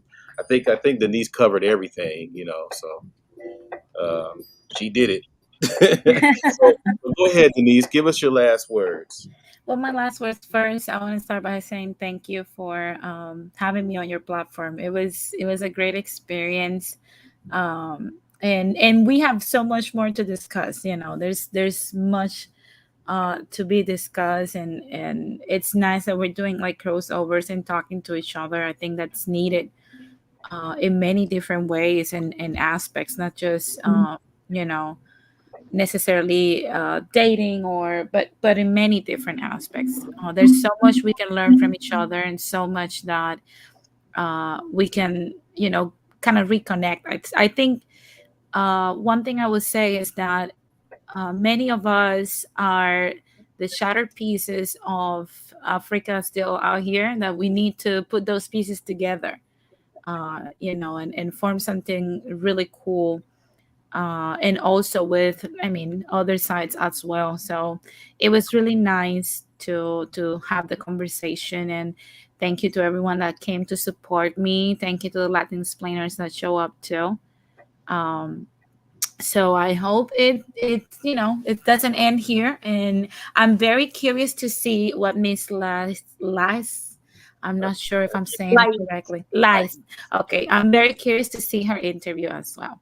Oh yeah, so we're gonna make sure that I mean, she didn't exactly speak to Kevin Samuels or anything like that, but we're gonna try to make sure that, I'm curious to see it because I don't know a lot about Brazilian culture. oh yeah, so we're gonna it's a little different. I understand your point of view, but like I have a different point of view about. I don't know a lot about Kevin Samuels. I've never been so into him. I was just listening to some polemical things about him, but our history about gender problem he is actually the opposite of America.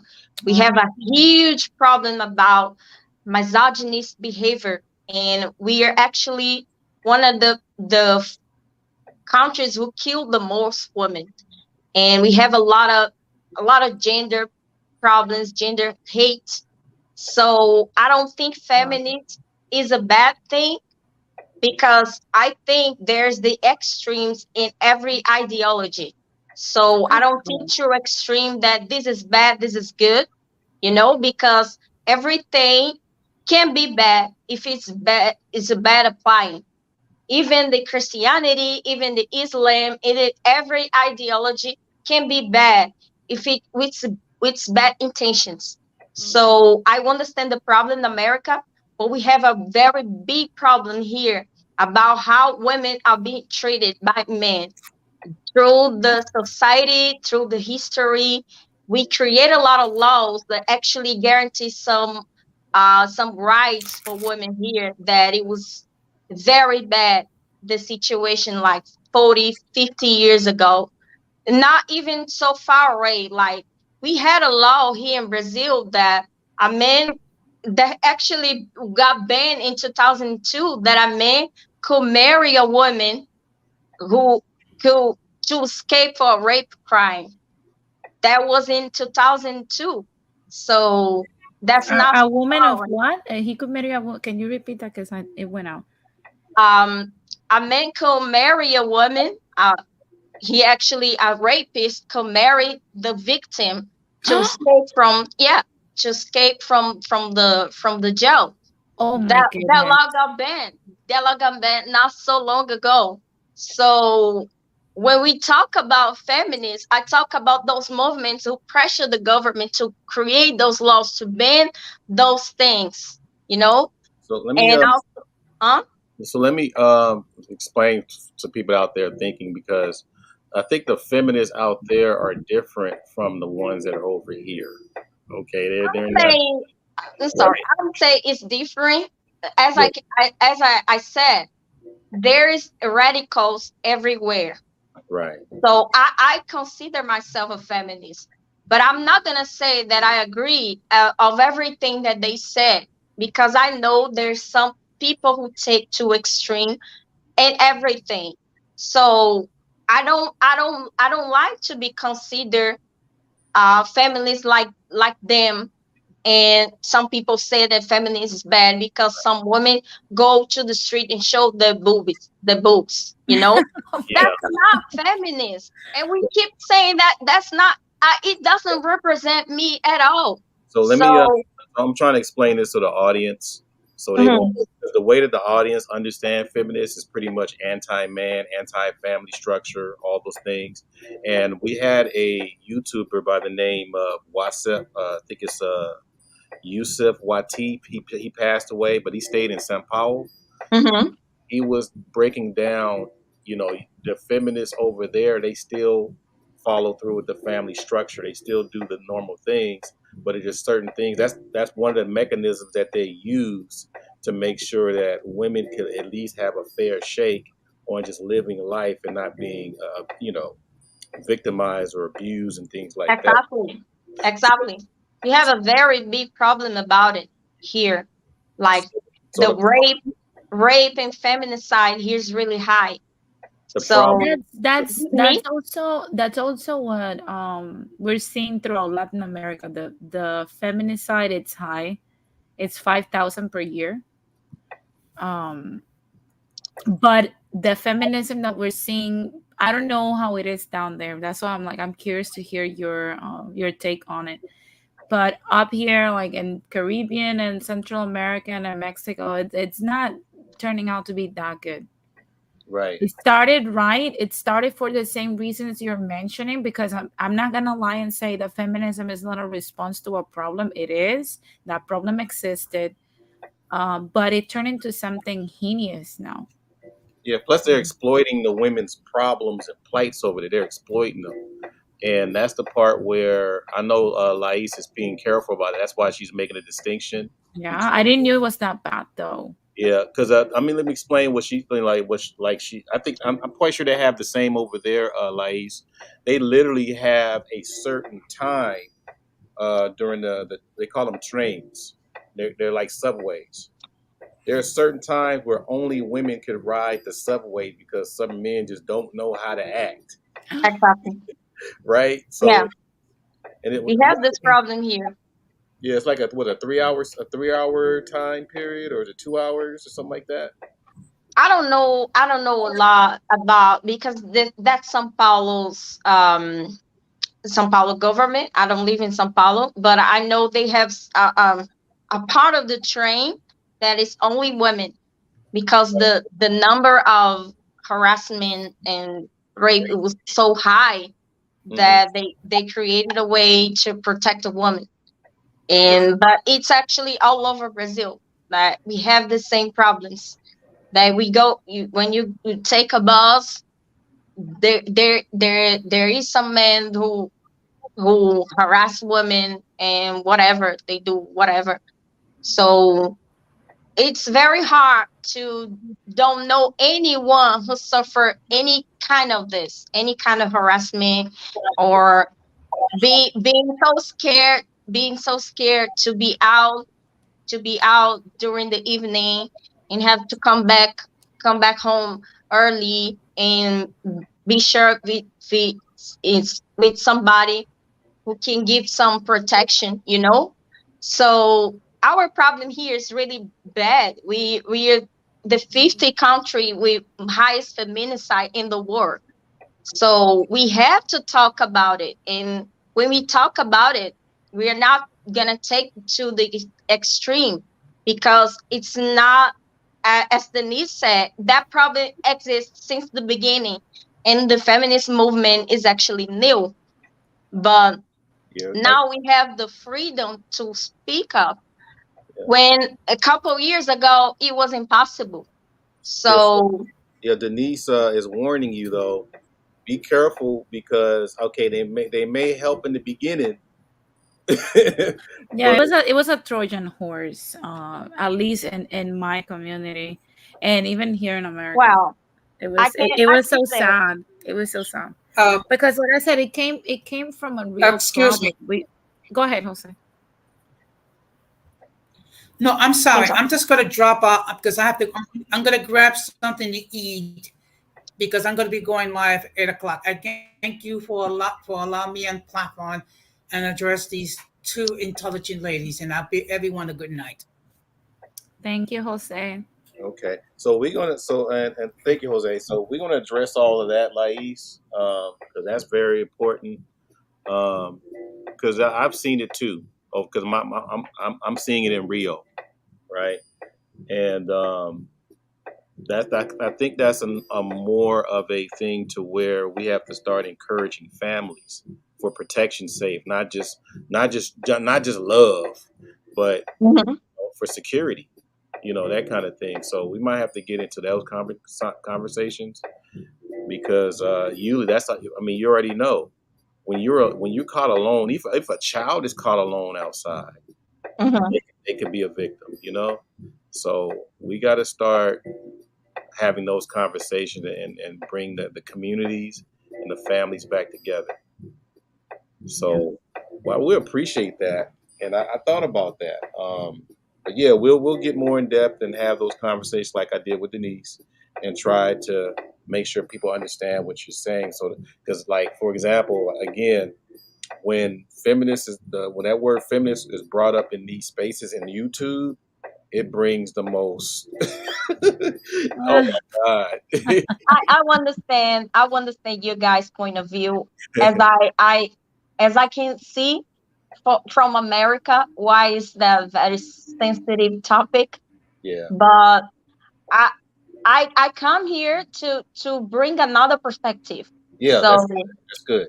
to take you guys out of your comfort zone and see what's happening over here and why it's important to embrace women's rights here.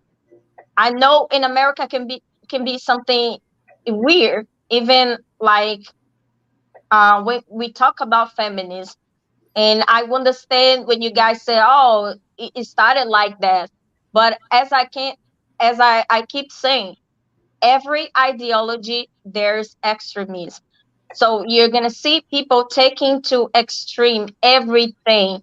Even when we talk about religion, there is people who take to extreme. So it's not different about feminism. And I'm not saying to defend those people. They don't have to be defended at all. So what I said, it doesn't represent what is actually the meaning of feminism. Yeah. So, um, talking about Brazilian problems might open some people's eyes to see, wow, here we don't have this problem. This is why they keep saying, they keep talking about it, you Okay. know? So we're gonna. So, So yeah, when you get back to, we're gonna talk about Bolsonaro versus. oh, yeah, yeah, Yeah. yeah. I'm That's a telling you, very sensitive topic, too. we have a lot. We have a lot to talk about when you come back. Well, okay. Um, Well, we need to talk about it, too. Yeah, because I'll tell you later on about my wife and what she thinks about the presidency and stuff. So it's weird, but I'm like, good luck. I'm like, boy, Salchi. But Is she pro Bolsonaro? she's on the fence. You Oh know, my God. she's very religious. Let's just say that. So Oh, I yeah, understand. I right. understand. So So, so probably she's pro Bolsonaro. yeah, it's weird. The politics are weird over there. I mean, I ain't gonna say weird. I'll just say different. It's different over there. So It's different because you gotta understand our democracy is really young. We took back our democracy in 1985, jeez. and we keep fighting for our democracy since then. We have two impeachments, one in 1991 and another 2016. So we don't have stability in our politicals. We don't have stability in economy. Everything's crazy here. And now Okay.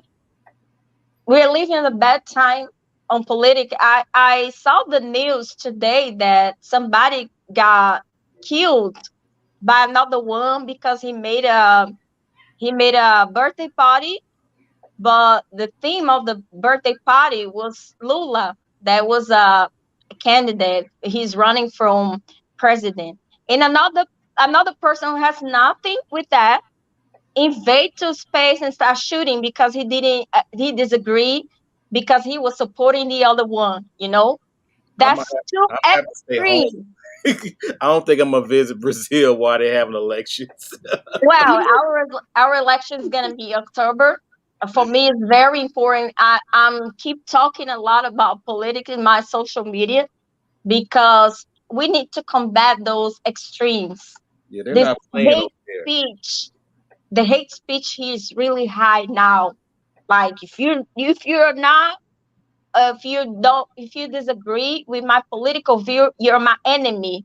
Yeah, It's not even I don't like you. You're my enemy. You need to die. they That's don't how it play. is now. It's They too don't. extreme. It's been like that, right? With that lady that got shot about what 4 years ago. Yeah, I forget. yeah. She was young. Was she Marielle. a Yeah. senator or a congresswoman? She was local. I don't know how you guys say like is a local congress, but for Yeah, the city. but we're not going to take up too much of Denise's time. But you guys got a preview of Lais because I wanted her to kind of introduce her and And man, we're going to get into this stuff, and I hope they don't stop me at the airport after our interview. So, all right, ladies. So anyhow, I'm gonna go ahead and sign off, and yeah, because I guess we went past the 2-hour mark now. Yeah. So, Well, thank you very much. See you guys later, and looking forward for Lais's interview. oh, most definitely. Thank you once again, and we'll be in touch. So All right. everybody out there, peace and hair grease, and support her channel. Once again, Latin Splaining with Denisse Gonzalez at a YouTube near you.